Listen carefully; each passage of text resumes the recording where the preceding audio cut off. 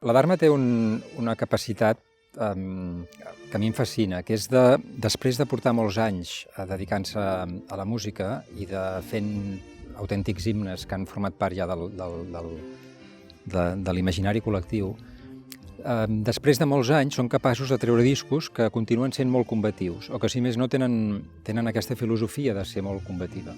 I El ventre de la bèstia és un d'aquests discos que va passar potser una mica desapercebut,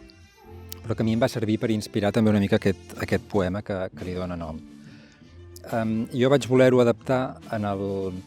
tot el que era aquell esperit que va sorgir a Arenys de Munt arran de les consultes que es feien sobre la independència.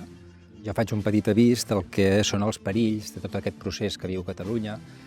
els perills de poder-nos acabar desencantats, els perills de poder de vegades tenir una sensació de desencís o de creure que no ens en podem sortir.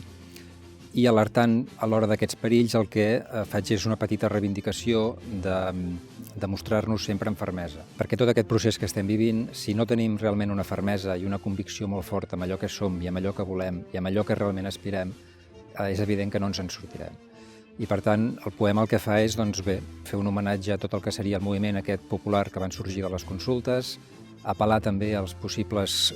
perills que ens podem trobar pel camí i sobretot fer un cant a la fermesa que no podem perdre de banda.